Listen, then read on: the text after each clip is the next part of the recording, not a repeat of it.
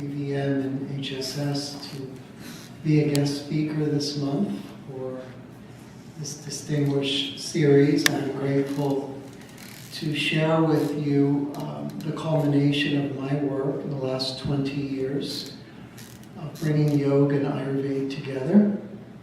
And in 2001, I started a center in Hollywood called Dancing Shiva Yoga Ayurveda, and it was a yoga center and clinic, Ayurveda clinic, and we had a herbal emporium and bookstore. We brought over many of the books from India, Hindu books, yogic books, and a lot of the Ayurvedic books that weren't available here.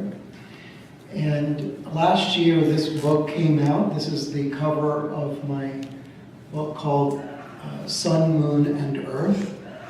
And I named it that because these traditions give credit to not one person, but to the great cycles and the great energies of the sun and the moon and the earth. And I often say that yoga was born of the sun, and it represents our seeking for truth and the soul.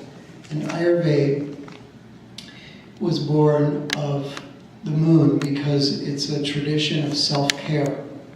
And the moon connects us to the earth and to healing ourselves.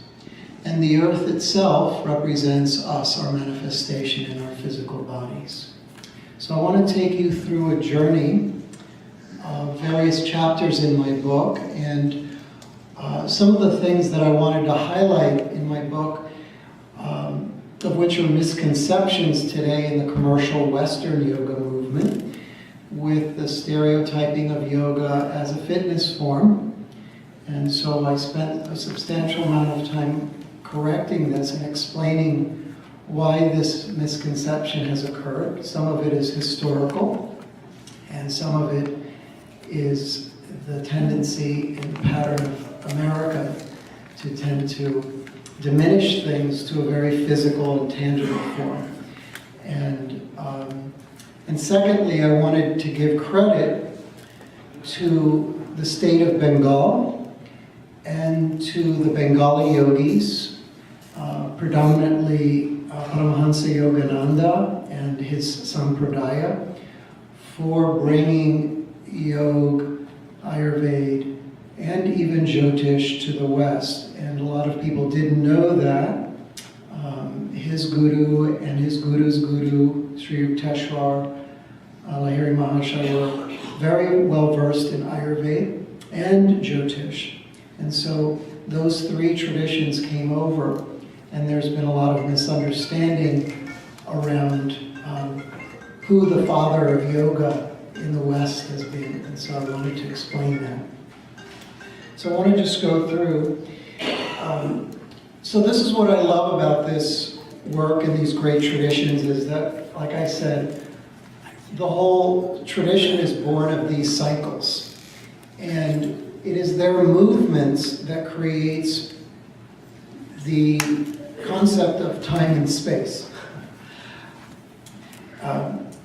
Panditji, you want to do a quick?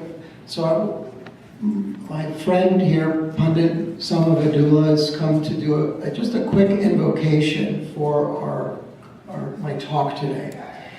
And he's just run a little bit late, so I want to just take a moment to do that because he made a special effort to come here.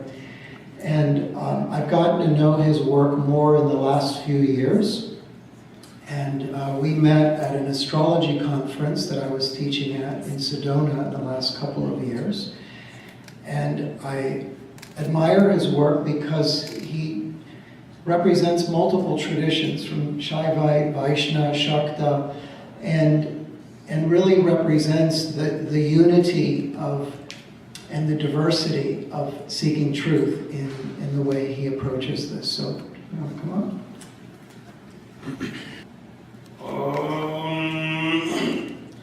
Guru Brahma, Guru Vishnu, Guru Devo Maheshwara, Guru Sakshat Param Brahma Tasmai Shri Gurave Namaha. Gananam Tva Ganapatikam Havamahe Kavi कवीनामुपमश्रवस्तमम्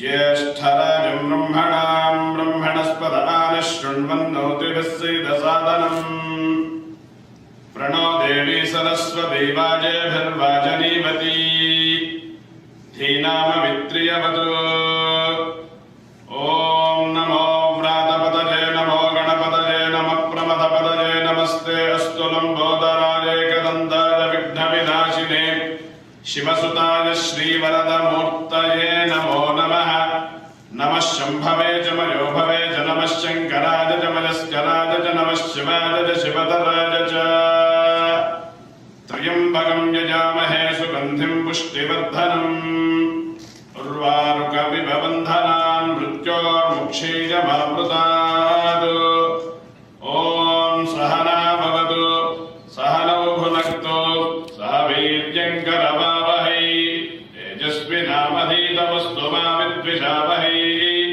ॐ शान्तिः शान्तिः शान्तिः.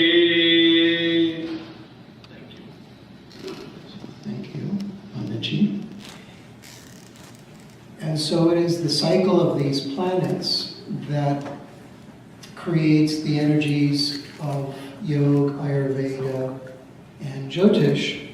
And these cycles create the concept of time and space, or the Vedantic principle of Maya.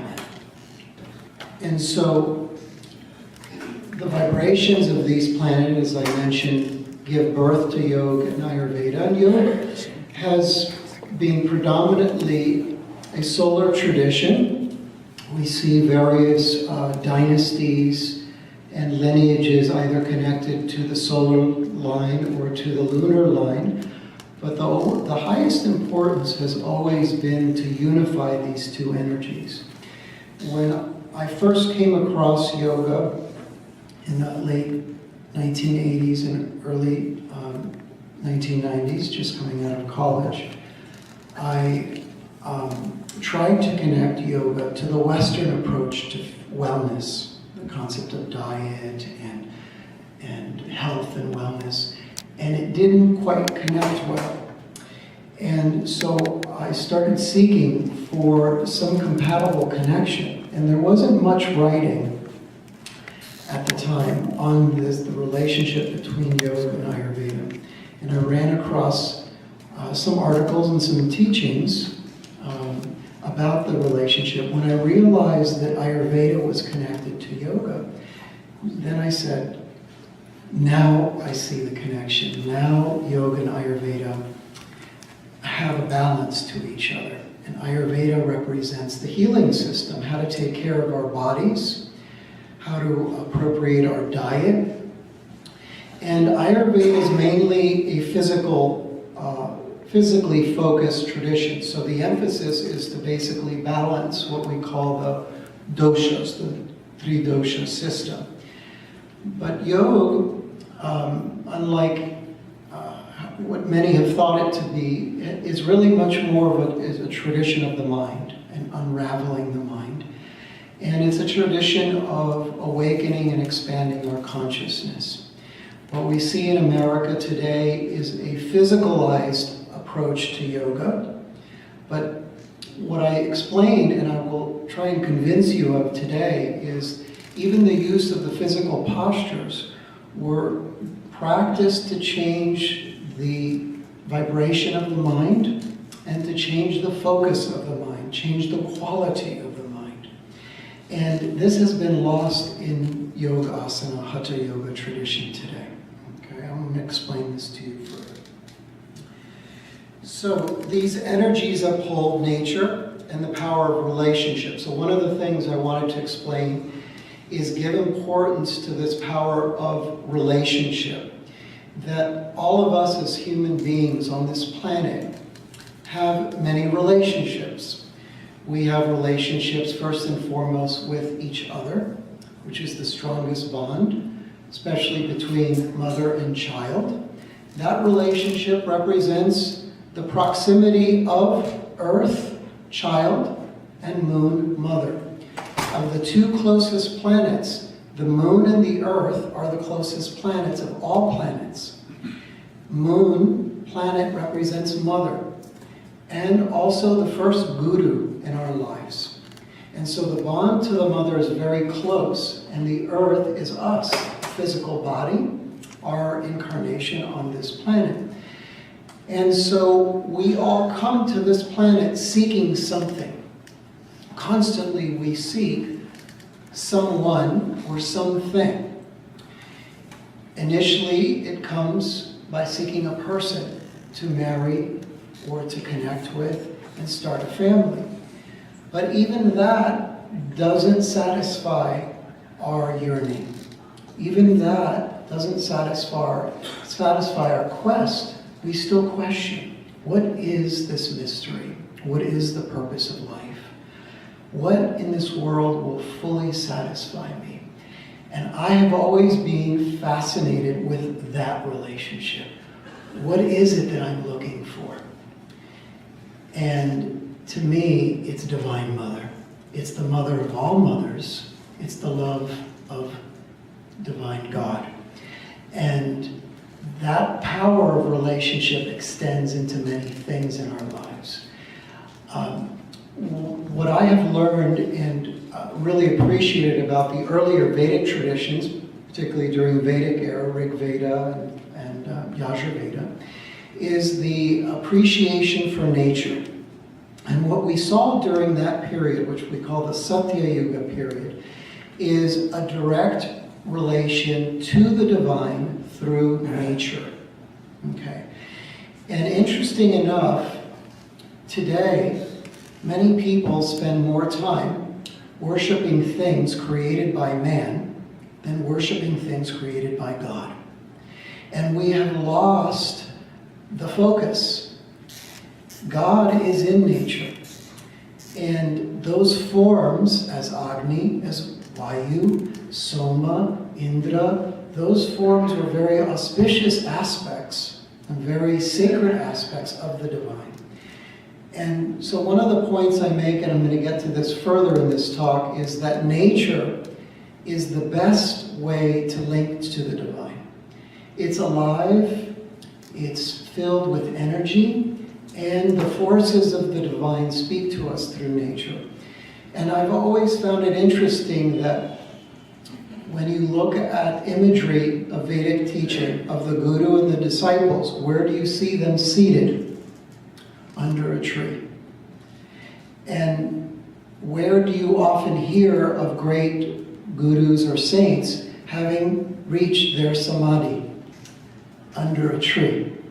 And so the tree was a very powerful symbol in this tradition, representing the spine, wisdom, the river of heaven, or Saraswati, now became the Ganga. And so nature was a vehicle, a link to awaken our consciousness. And this is something I've been fascinated with, and I'm trying to encourage more yoga students to learn this and to realize this, because we spend so much time sitting in these air-conditioned buildings and offices, and we don't sit in nature anymore, and we disconnect ourselves from nature. And having been now a clinician in Ayurveda now for almost 15 years, I see that most of the issues and the disorders that I come across are because people have segregated themselves and divorced themselves from nature. And what they need is more connection to the earth and to slow down their consciousness, slow down their thoughts, slow down their mind. And then they can feel that divine presence that is there. Okay, we'll continue. So my book presents a number of very broad themes. And again, I inspire the reader to inquire into the nature of human existence. I really feel that a lot of people need to turn their fires on. They're sleepwalking, and they're following the conditions of society, thinking that society and the patterns of society will bring them everlasting happiness. And we can see that that's not working today. Making more money is not making people happier. And I find that a lot of people spend their health to gain wealth, but then they lose their health and they spend their wealth to regain their health.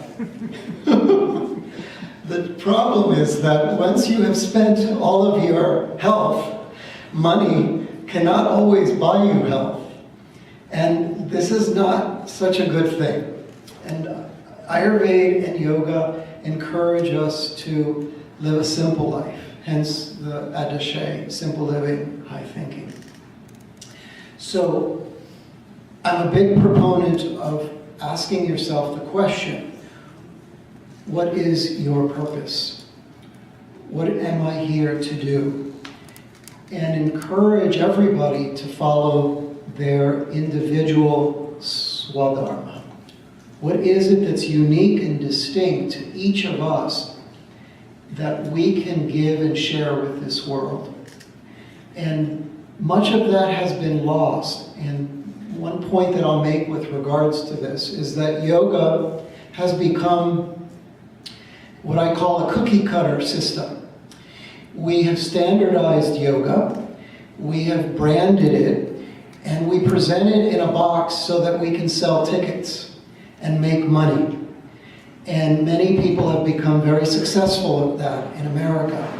But as many of us know, in India, all of the Americana brands or names of yoga do not exist. And you don't find these names for yoga there in the mother country.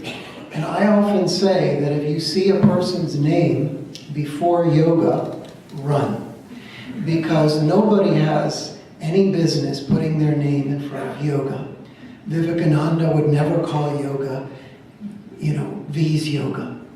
Or Yogananda would never call his yoga Yogananda yoga. And they've always given credit to their guru, to an organization, or to, most importantly, the sampradaya, the lineage that carries the Shakti of the tradition. And this has been lost. We get too attached, as one of my gurus says, to names and forms. We start worshiping names and forms, and we worship people and bodies and brands, and we think that those things are going to change our lives, but they leave us empty. And so what we see in yoga, really in the original tradition, as Swami Vivekananda pointed out, is Bhakti Yoga, Gyan Yoga, Raj Yoga, and Karma Yoga. And within those, we have the earliest or the youngest tradition, which is the Tantra tradition, of which Hatha Yoga was born of that tradition. And so what we're practicing today, really, in America, is Hatha Yoga. Is a form of using postures, gestures with our eyes, with our hands, and positioning our body in a way to change the attitude of the mind. The body is used as a vehicle to change the mind. And one of the main points that I point out is that the reason we have health issues today and the divide with our sense of self is a concept that I termed as mind-body fragmentation.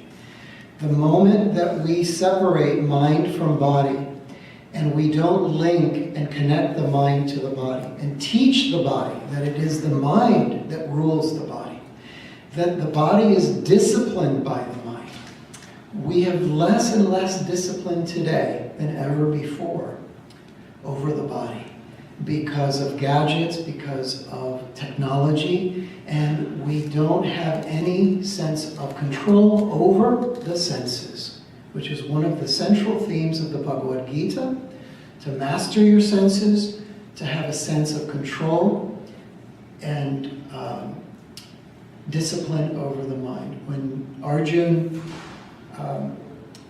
speaks to Krishna in the chapter on meditation, and he says, you speak of the mind as having such great powers, Krishna, but the mind is so fickle and the mind is so difficult to control. How can this be done?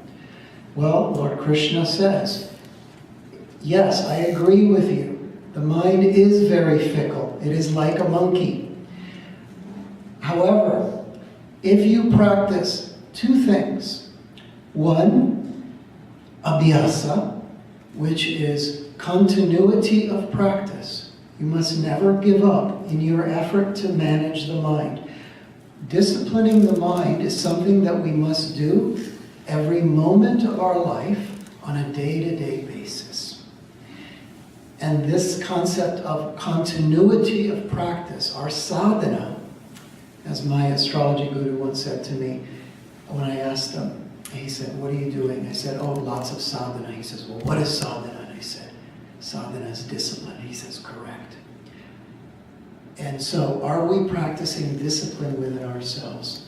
Discipline in mind, discipline in our thoughts, our words, and our actions. Second thing he said is, we must have vairagya. We must practice a sense of detachment to this world. We must have a little bit dispassion. We're not saying to be lazy in that way. I don't think he intended that. What he's saying is be a little bit detached. Do your part in the world and let it go and let God and the divine take care of the rest. You're only in control to a certain degree. And that's what these traditions really encourage us and remind us to do. Is mind-body relationship. This is very important for health. I spend a lot of time with my clients, patients, teaching this and connecting them to their bodies again so that they feel what's going on in their body, learn to use their body. And yoga, Hatha yoga doesn't have to be difficult. It can be very simple. But the most important thing is that yoga must be mindful. It must have the power of attention. Yoga with a restless mind does not work. Second point, a unified approach to yoga. As I mentioned, yoga and Ayurveda must be together to be effective. Yoga helps us to manage the mind and techniques for controlling the mind. And Ayurveda helps us to increase balance of our physical body and our doshas. And hence the term Ayu, which encourages us to live a longer life, to promote longevity. And there are a number of practices and medicines that Ayurveda provides for living a longer, healthier life. Third point I wanted to endorse is the role of an integral yoga. And this is something that we don't see much today because yoga has become a fragmented teaching. It's become just postures for many, not all, but for many. And what we see is a sort of a divide between lineage-based teaching in the West and commercial fitness teaching. The two camps don't cross. Very rarely do they come together. And more we're seeing gradually, I think that's part of the reason why I'm here. I come from that side, and I spent many years teaching Hatha Yoga, but I've always encouraged people to embrace the whole tradition, the integral approach, that postures have breathing exercises, pranayama.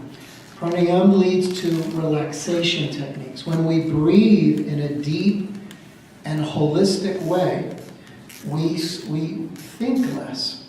And isn't it true that the way that we breathe is a reflection of the way that we think? It's true. So if you're fearful, we check your pulse, and your pulse is high, right? If you're running from something and you have fear inside, your pulse will be at a higher rate. And so we see that in nature. Animals that breathe slower live much longer, like the turtle, like the elephant. But animals like monkeys and birds that breathe very fast live a very short life. So the same is true. If we have high Vata dosha, which is the air element in our body, naturally that constitution, that type of person will breathe more quickly. They tend to be a more nervous person. And we see in that person neurological issues, sleep disorders, digestive issues, and most of these things begin to create chronic diseases. And so breathing is very important, and this idea of a holistic yoga is very important, okay? The fourth point I wanted to bring up is the importance of women and endocrinology, because I've seen a lot of women in yoga. We know the statistics show that upwards of 87% of the practitioners of Hatha Yoga in America are women. And what I have seen in my own practice is that women have become too physical with their bodies. And too much Hatha Yoga has increased too much Agni, too much fire in their bodies. And this has depleted estrogen levels and created a disturbance between estrogen and progesterone ratios. And so they have lost fertility in their bodies. They have lost their lunar energy. And what I've been calling for is a return for women to practice a more lunar-based yoga, a more bhakti-based yoga that is devotional. Yoga for a woman doesn't have to be so physical and so fiery. In fact, it's easier for them to cultivate that relationship with the divine because they naturally feel more, while a man has more logic and reasons more. So having that feeling nature, Bhakti Yoga is an easy path for you to cultivate that relationship with the divine. And that can be done with kirtan, doing different bhajans, cooking, gardening, reading scriptures, and doing different rituals that are part of our Hindu tradition to take care of children.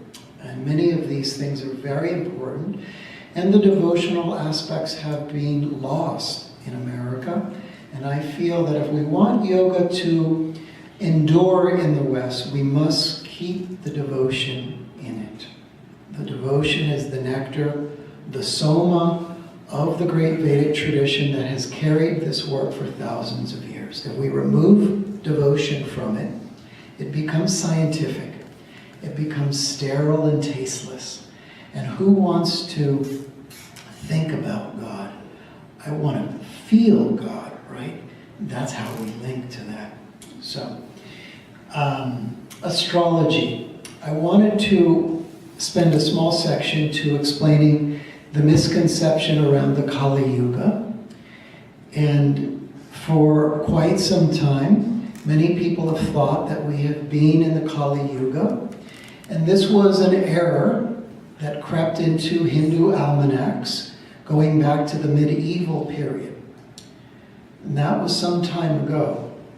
And it was my guru's guru, Swami Sri Yukteswar, who made that correction, and he wrote a treatise, a book called The Holy Science in the 1800s, and he showed that the rate of precession was miscalculated, and that we're actually in the Dwapara Yuga.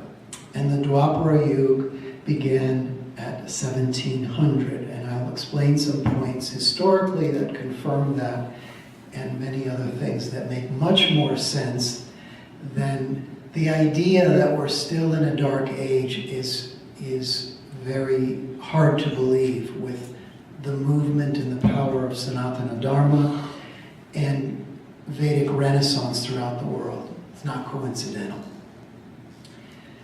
And I also, last point, I wanted to promote vegetarianism and ecology, so we're going to get to that in a moment. So, this is a picture of Paramahansa Yogananda in the 1930s teaching Hatha Yoga in Encinitas, California, not far from here. And it was he that began what we call the postural yoga movement or Hatha Yoga therapy, learning to use Hatha Yoga in a therapeutic way. And I was given a large amount of material by the monks at Self-Realization Fellowship, whom I've been very close with for over 25 years. And this was material that was published by them in the 1930s, 40s, and 50s of Yogananda's insight and using his samadhi to show how certain postures affected the nadis, affected various chakras, and how to use these asanas and pranayama to awaken and go into the state of samadhi. Many times he did this. He would put his students, these were his monks, in these positions, and after the asana would take them into pranayama and then put them in states of samadhi. I don't know of a tradition as successful as this in creating more saints in the West than this lineage. Many of my own counselors have reached samadhi, and I truly believe and have felt from my own life the efficacy of this approach of using Hatha Yoga not only in a way to help balance our body Ayurvedically, but to open channels of consciousness. It had nothing to do with flexibility. Flexibility is a byproduct of the posture, but the intention of it was to raise the energy to what we call sattva guna, into the higher areas in the spine, at the Vishuddha chakra, Agnya chakra. Okay? And so I spent a number of pages in the book explaining Yogananda's influence of yoga on the West. He taught Hatha Yoga throughout this country in the 1920s, 1930s, all the way through the 1950s, all over the United States. He had demonstrations, and he taught it in its integral form, in a complete systematic form, not just for circus acts, which much of it started to become later, in the later years, okay? As I mentioned, I wanted to give credit to the Bengali yogis, and we're going to get to a chapter, and why Bengal was such an important part of the revival of yoga, both in the East and in the West. And I give credit to the Bengalis for one reason, because the Bengalis were the bhaktis, they were the bhaktas, and they had that devotion to fight colonial rule. And so I go on to explain other very important things, like the 6 rasas of Ayurveda, the 6 tastes. Why is it that when we order a thali, that we have these little pockets of food in the thali plate?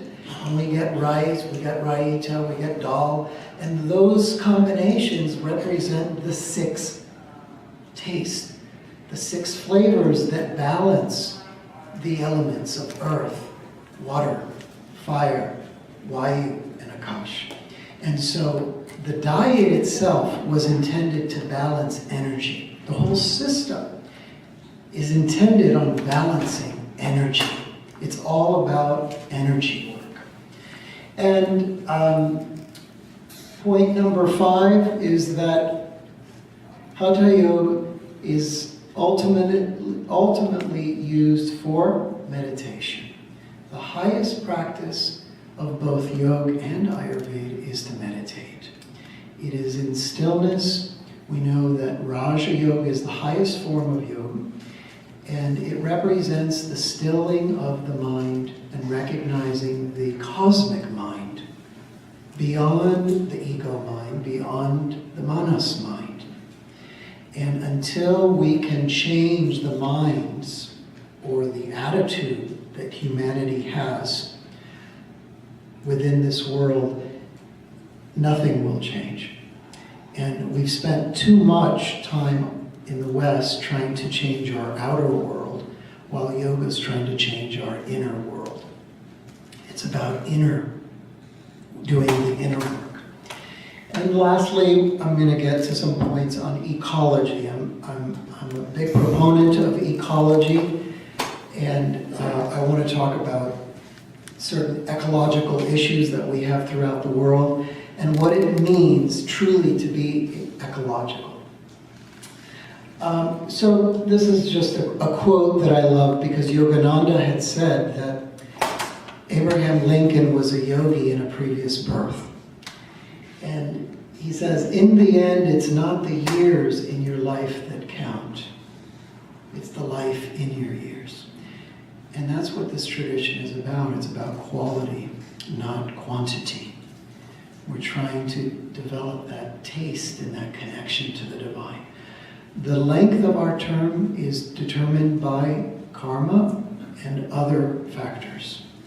You just do your best, take care of this body, and serve this tradition, and cultivate greater quality in your work. So one of the things I talk about in the first chapter is that we're in a primitive health movement. We're still trying to figure out what health really means. And we're approaching it from a very scientific perspective, meaning that we're measuring our health by how long we live. And one of the points that I make is that if you look at the current lifespan in the United States today, which is approximately 77, almost 78 years of life, you wonder how those people are reaching 77 or 78 years. But over 70% of those people after the age of 50 are either medicated on some prescription medication or have endured multiple surgeries and are on some type of life support to make it to 77 or 78. And the problem is that we keep treating symptoms of the body, but we're not addressing the causes of disease. As the great Henry David Thoreau once said, while many are chopping at the branches of evil, few are chopping at the roots of evil.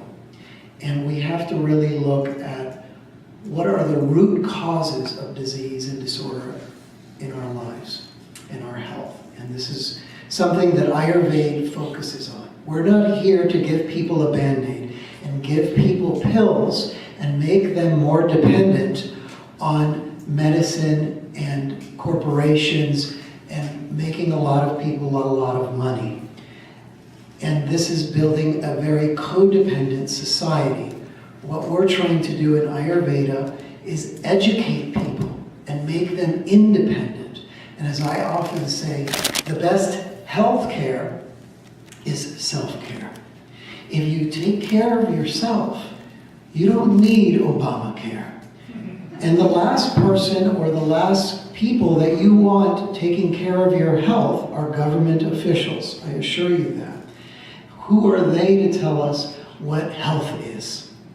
And we need to support traditions like this, what we call alternative medicine tradition. I would say the wisdom medicine traditions is a better term than alternative.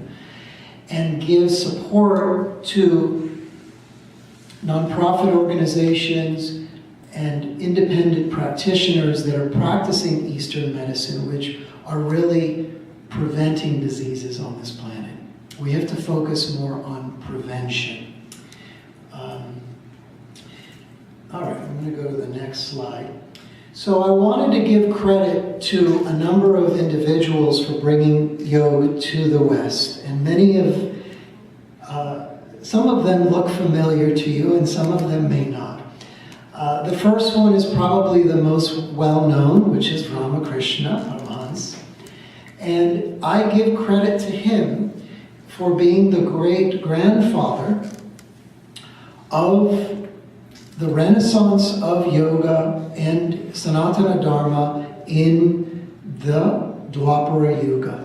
He was born by no coincidence in the 1800s, and as I emphasized in the earlier chapter, he was a married man.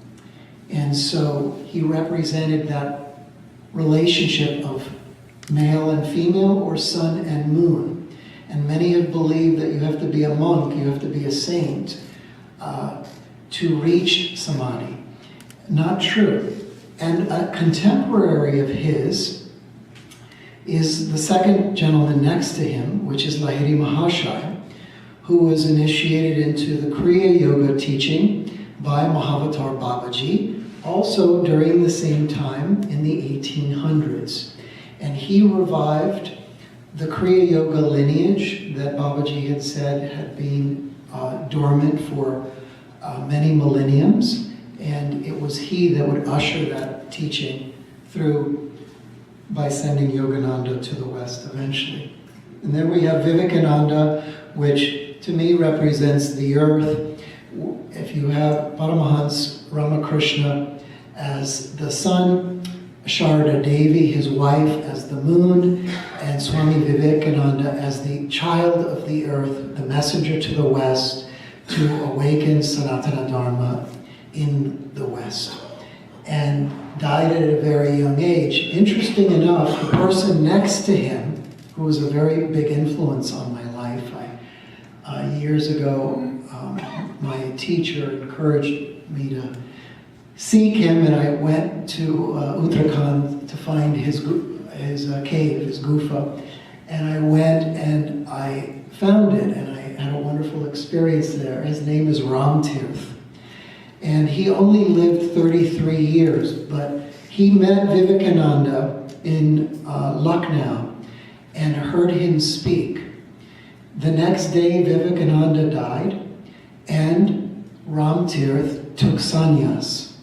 Ramtirth also was a married man, was a math teacher, and he left to the Himalayas for 1 year, reached the highest samadhi, Nirvikalpa, and came down, spoke 6 to 7 languages, traveled to all parts of Asia, and he also came to America. He was here in America in 1901, 1902, and spoke at many of the same centers that Vivekananda spoke. And he was only 30 years old at the time. And his cave is still there in just up north of Lakshmanjul of Rishikesh. And there he reached his samadhi, and he also had his Mahasamadhi there. He wrote a poem on death. He left the poem next to the rock, and then they found his body in the Ganga. And to me, he was a very powerful influence.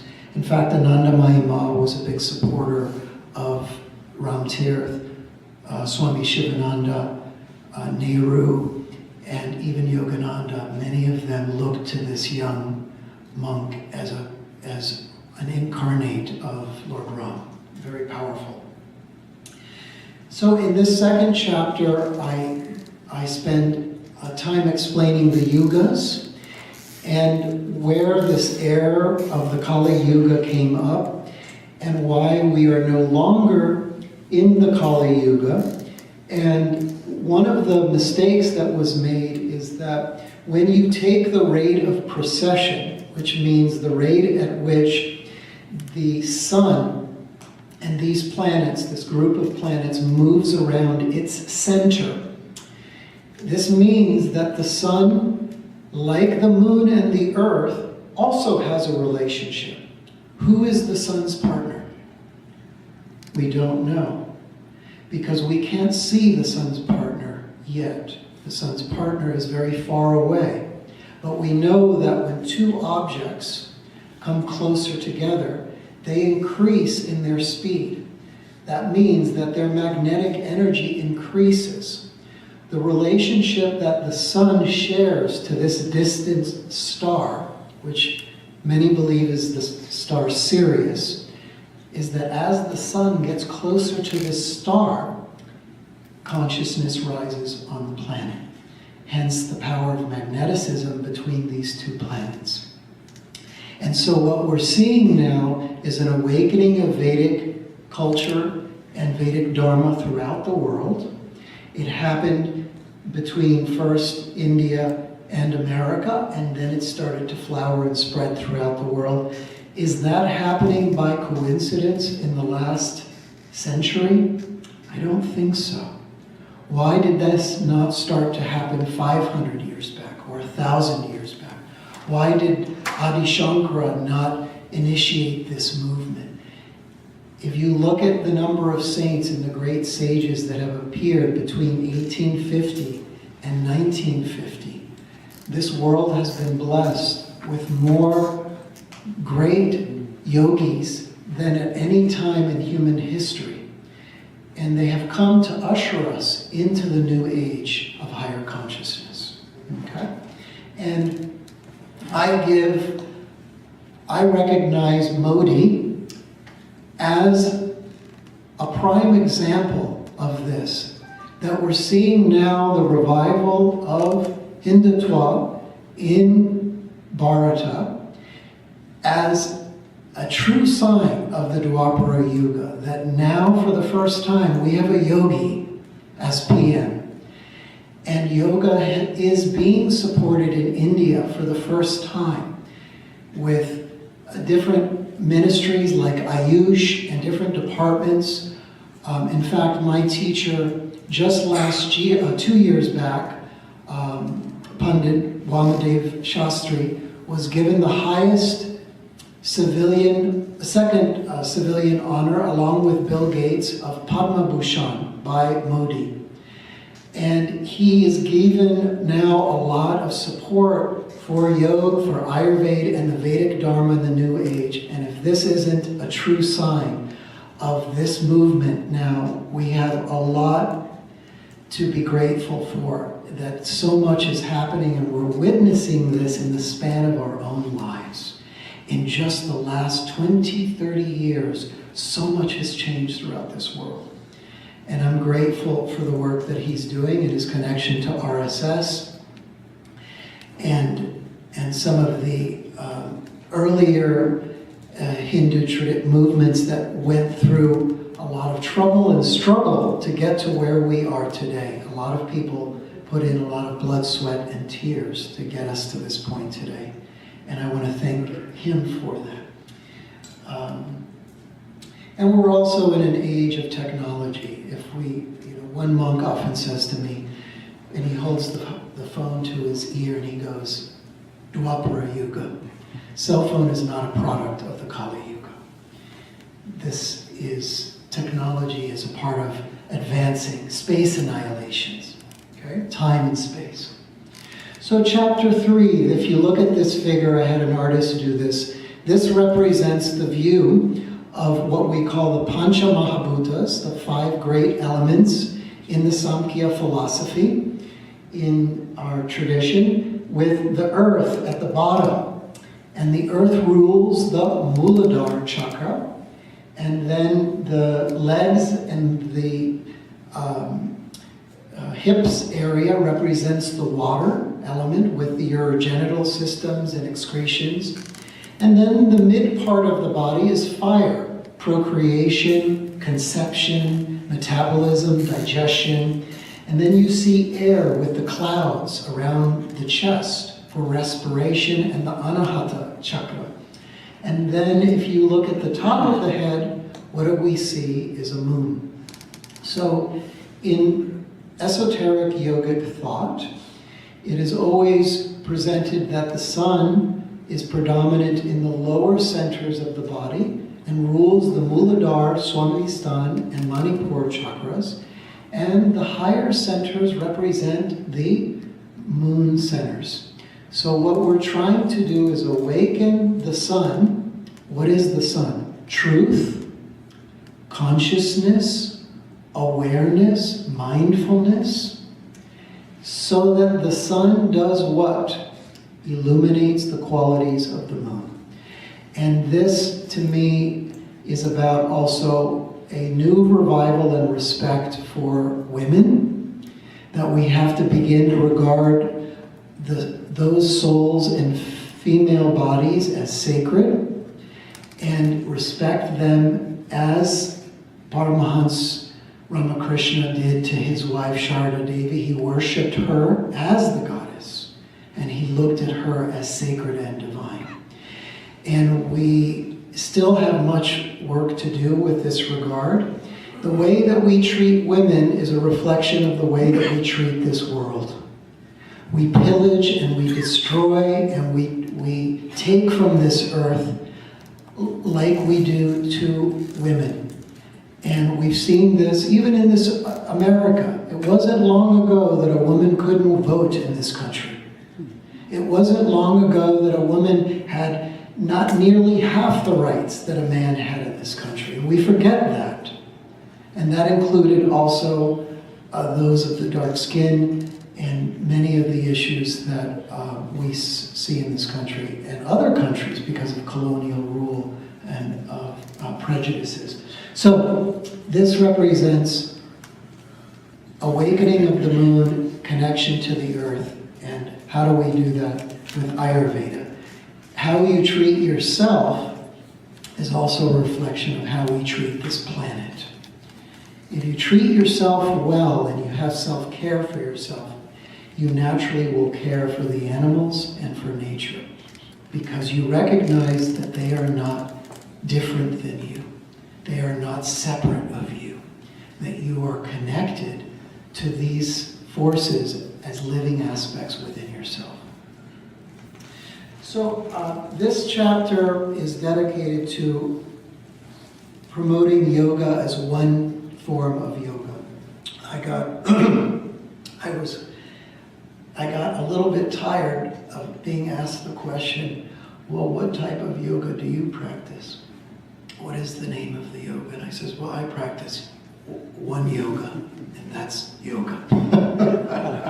That's the only yoga I know, and I want to unite with the divine. And we don't need to give yoga any names. It already has its teaching. We don't need to reinvent this teaching. It works and has worked for thousands of years.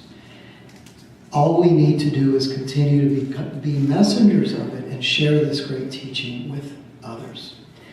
And this is a picture of Mahavatar Babaji, who's considered the Mahasiddha, the deathless saint, who's reviving yoga in this age through not only Yogananda's sampradaya, but many lineages give credit to him for the work that he's doing, training yogis. So this chapter is dedicated to several points. One is that yoga is three things.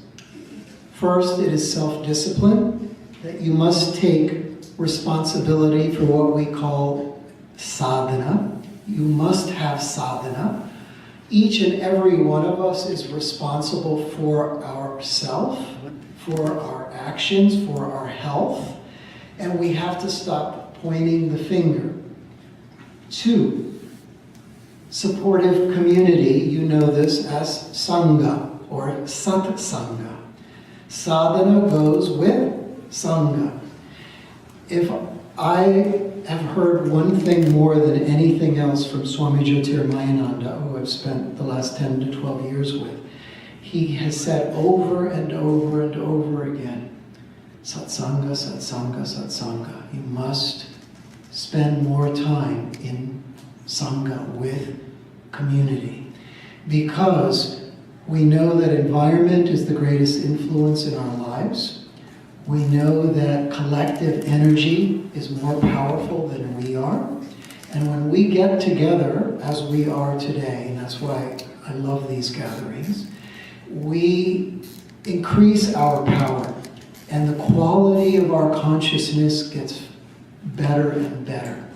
We think in a more positive way because of anga, connection.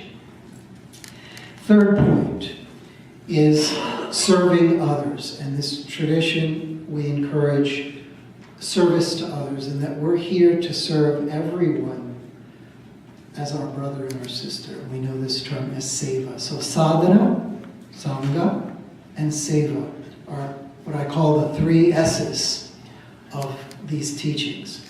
And if we keep sadhana, sangha, and seva together, we do what Swami Vivekananda once said: you must use your head, your hand, and your heart. Understand? The hand is the karma yoga, heart, bhakti yoga, head, gyan, and raj yoga. The three go together: sadhana, sangha, and seva. And so this is a yogi that I was influenced by his lineage. His foremost disciple was named Swami Yogananda. And if you look at Madhavadas Ji and see his age, you can see that he lived quite some time. With a very simple life, he was a Bengali, and he began to teach at the age of 80. And his disciple started the first schools just almost identical to the first, 1 year apart from when Yogananda started a school in India in 1917. He told his disciple, you must show the world the efficacy of yoga, do scientific research. And so they have a wonderful ashram just outside of Pune, where they've done great research, and Dr. Gode there, who is a friend of mine, is an Ayurvedic doctor, is helping to bring and bridge the yoga and Ayurvedic traditions together. So many things are in this chapter. This is the only picture that has been found of Madhavadas Ji, and I imagine that it was in the early 1900s. The next point I wanted to make about this chapter is that during this time, which was the late 1800s, early 1900s, we see a revival of physical culture. This is the muscle building tradition in India, and a number of muscle builders became very famous, especially in the region of Bengal and Calcutta. And these muscle builders and the yogis started to get together, and they started to practice something called muscle control, muscle tensing. And interesting enough, this muscle tensing, of tensing certain muscles, is signature to Yogananda's teaching. And we see a very similar teaching that is found in a great text called the Yoga Vashista, which is a very ancient yogic text. And there are secret teachings in that text that enumerate the importance of learning how to control your muscles, not for the sake of physical benefit, but all said because it helps you to change the powers of your mind. And as you learn to control these different parts of your body, these different muscles in your body, you learn to create more power and concentration in the mind. Fascinating. And I, as a young bodybuilder in Florida, was fascinated with this idea. And so in this chapter, I talk about Hatha Yoga and the use of postures as a vehicle for moving consciousness. And what I mean by this is that in my study of the Tantra tradition, these postures were used as yantras. Understand the term yantra? That each posture, as Lord Shiva said, he created 8,400,000 postures, is mentioned in the Shiva Ratnavali as a text, and he mentions that each of these positions represents an aspect of a living species on the planet. And so these images that we mimic with our body help us to change our consciousness and get into a frame of mind, so to speak, a type of focus. And we hold what in that posture? We hold attention, right? Attention. Hence the word to tense. When we get into an asana, we hold that posture with physical tension of the muscles and concentration of the mind. And this was very important teaching that Babaji said, that when you have tension, you have attention, you have focus. And what that does is removes thought from the mind. And so the physical postures were like cars that you get into and then you get out of the car. And then you get into the car, it takes you somewhere, and then you get out of the car. And that car, like a nice Tesla car, takes you there in a very efficient way. And you increase the energy of your consciousness in that car. Understand? And this is the first thing. The second technique that's very important to yoga is you must learn the practice of surrender. So some of us don't have much capacity for using our body in certain positions, and that's okay. You do your best. And the rest of the power comes from your ability to trust, to have faith, and surrender in the divine. And this concept we see in classical Hatha Yoga and was signature to the Raja Yoga tradition in the principle of Ishvara Pranidhana. That we must have tapasya, we must have swadhaya, and we must have Ishvara Pranidhana. We must have discipline, self-reflection, and surrender to the divine. And so this chapter is very much dedicated to this. And I put a quote there from Shivananda because I felt that this quote was very important. As many people do yoga to experience something. They want dazzle and frazzle. They want fireworks. And as my Guruji often said, that yoga is not the practice for the 4th of July. You don't do this to keep looking for some picture, some color, some response. You do this and you expect nothing. And you do it again and again and again, and you expect nothing in return. And as he says, do not bother about your spiritual experiences. Go ahead with your sadhana. Knowledge will come of its own accord. And gradually it does descend into us. So this chapter is dedicated to detoxification. I'm very big on detox. I ran a Panchakarma clinic for many years. And I know the power of Panchakarma and the importance of detoxification today. And I think that detox, for many of us, is not something that we just do physically. It's also something we need to do mentally and emotionally. I find that one of the challenges we have, particularly in the Western cultures, is we don't know how to carry healthy emotion. And one of the points that I make is that this is the role of Bhakti Yoga. Bhakti Yoga teaches us how to use our emotions and to turn them into devotion. Emotion is a vehicle, a power for devotion. Okay? And rather than reacting to the world, we need to teach how to respond to the world. And what we see in this world is what I call action-reaction dynamics. Eye for an eye, tooth for a tooth. Someone does this, and they do that back.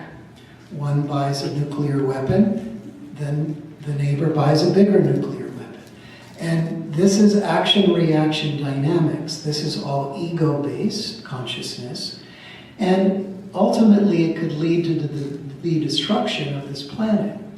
But what these traditions are trying to encourage us to do is to reflect and respond, not react. Because when we respond to things, we're not reacting what someone has done to us. We are listening, we are observing. As I often say, watch the show, don't become the show.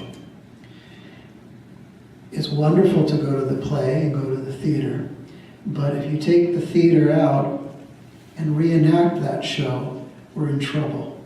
And we can see how devastating that is in Hollywood and throughout the world, and the challenges that the youth have today. Children don't know what to do with their emotions, and they look to drugs and crime and get involved with bad groups because they have to point these emotions at someone, and it becomes a rebellion. But if we can teach devotion and to channel these emotions into love for God. And I sat once with a longtime counselor of mine. His name was Swami Anandamoy. He was a direct disciple of Paramahansa Yogananda. And I was feeling tremendous pain at one point in my life. And he said, and I asked him, I said, Swamiji, what are the answers? I know you can see my karma. Tell me what I should do. He said, turn all that pain towards God. Get that inside of your spine and open your spine. That energy, that emotion that you're feeling is a power inside of you. And I never forgot that. So we look to solve our problems within ourselves. The world doesn't solve our problems for us. We have to go within. And this is the teaching of yoga. The answers are within us. The wisdom is within us. Some big themes are here. The power of sweat, that term appears twice. I think it's just a mistake. But I talk about sweating and some important yogic healing things, and the importance of restoration. We're a culture today that does. We do a lot. We work, but we don't restore ourselves. We don't have an aspect of our life that helps us to heal. And yoga and Ayurveda were always sun and moon, what we call Shodhana and Rasayana. We purify and then we build rasa. So this is a picture of the European quarter in Calcutta in the 1917. I bought the picture actually for my book. And one of the things that was fascinating to me during this time in Calcutta, while people like Rabindranath Tagore and Yogananda, Mahatma Gandhi, and many great thinkers who lived in this area, Anandamayi Ma, and many great saints, were trying to revive yoga and revive this dharma in India. But during this time, I came across what was the Great Famine of Bengal. And just to give you an idea of the complexities that they had to deal with during those times, that it was expected that 3 to 4 million Hindus, died of famine during this time, 1917 to 1920. It's documented. And literally bodies were stacked on the sides of these streets. While British continued to rule the country, and if you don't remember, the capital of India was in Calcutta before 1919, and then it moved to Delhi. And this is where the British had the strongest presence in the whole country of India, was in Bengal.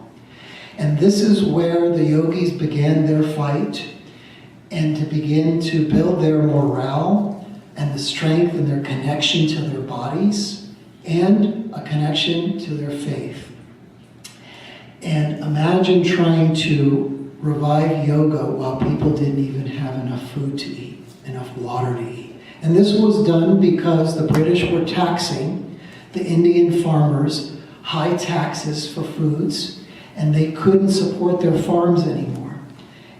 And they continued to take the food from the Indian farmers and export this food to other countries and sell the food rather than feed the people in India. And this was a travesty, and it was, to me, one of the great horrific historical events. And so this is where the rise, what I call a section I wrote about, called the rise of the Bengali yogis. And to me, this is why the Bengalis are known for having such fire, because they needed that power there with 200 years of colonial rule to overcome those issues. And I also talk about women in Hatha Yoga, and I'm going to explain this to you in a moment.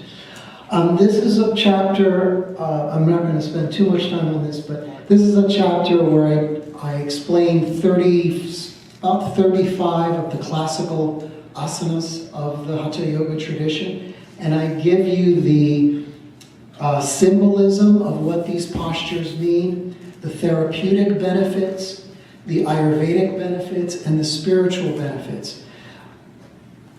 You'll see material here that has never been presented before. I'm very confident that much of this is very esoteric for many readers, but it really gives insight into the depth of Hatha Yoga and how meaningful these asanas were and what they meant. We have to cultivate more meaning in what we do. We've become a culture and a society of just following the other. We're like ants. If you throw a piece of food on the ground, one ant finds it, and the rest of the ants hear about it, and then they all start following. They don't know what's there, they're just following the other ant. And that's what we're doing. We're just following what everyone else is doing. But what is it that we need to do for ourselves? What is it that we need to do for our body, for our communities, for our families? We have to think this way a little bit more. This is a chapter dedicated to breathing and the importance of breathing. And in this chapter, I share a dialogue that happened between two women saints that I was very influenced by. One was Ananda Mayama, who was known as the Bengali mother. And in fact, Yogananda really loved her dearly, that he dedicated a whole chapter in his book to her, and it was called The Joy Permeated Saint. And so I talk about prana, the importance of prana, and I share a conversation that I came across that Anandamayi Ma had with Sri Dayamata, Yogananda's successor. The two of them were intimately connected in the 1950s, and this dialogue between them was fascinating. And what Anandamayi Ma ultimately said at the end of the conversation about how to use the body and the breath is, she says this: the intention of sadhana is on steadying the prana and not on balancing the asana. Understand? It's about balancing the prana. It's about getting the prana steady. Because if the prana is steady, the mind is steady. The mind is focused. And we've put so much attention on steadying the asana. Everyone thinks that it's about balancing the body. It's not about that. Remember, the mind, it rules the body. In this manner, she says, the Atma Swarup is revealed. The soul is revealed. Beautiful, culminating statement. So this is a chapter dedicated to Vedic lifestyle. And this is a farm that I visit. I work with a number of charities and nonprofit organizations. This one is called Farm Sanctuary, where they save farm animals from being slaughtered. And they save, particularly trying to save cows, sheep, and chickens, and most of the things that we eat, people eat in America. This organization does a lot to educate people as to the tragedy that we see in the Western world of how animals are being treated. And so this chapter explains what Vedic lifestyle is. I go through what we call dinacharya, ritucharya, which is the Ayurvedic daily and seasonal routines. And then I end with a strong section on vegetarianism and the importance of promoting vegetarianism, because meat not only has health concerns, but it also has moral and ethical concerns. And we need to be a little bit more conscious about what we eat rather than why we need to eat it. Okay? And this is the last chapter, and it's one of my favorites actually, and it's dedicated to Vedic ecology. And if you look, there are 4 images there. And in the Vedic tradition, there's given a lot of importance to these four aspects of ecology. First are the woods, the forest. In the tradition, the forest exists in three aspects. The Shrivan, which is to preserve an aspect of the forest that we should not use. Let's not touch some of nature. The second is the Tapovan, keep an aspect of the forest for practice. And the fourth aspect is the Mahavan. And these three aspects of the forest are used to look at the forest as very sacred aspects of preservation, abundance, and tapasya. And so this is important today because we're destroying our forests throughout the world, and we don't recognize the importance of what I spoke of earlier with the tree. Why is the tree so important? Not because we need to preserve trees, but because our spine is the tree. And the spine is sacred. And in the Vedas, there were references to the river of heaven, to the Saraswati River, or the Ganga, is your spine. And that tree in nature is the physical spine in your body. We must take care of them. The second is animals. We have to learn to live with animals and stop putting animals in cages and think that they are separate of us. During Vedic culture, animals lived with humans. They had a place in the home, the cow, and many aspects. All different animals lived with families. We see this in a lot of ancient or older traditions, even in Mexico, where horses, cows, and farm animals lived with families. And we've put animals in cages, in prisons, and we treat them as if they have nothing to do with our lives. And they're become a product of manufacturing meat and industries to make a lot of money for certain corporations. Third is rivers. We need to preserve our water. And I'm surprised that this is not a bigger topic today in California.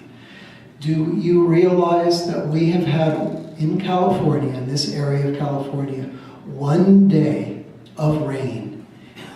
By next month will be 1 year. In 1 year, we have had 1 day of rain in this area.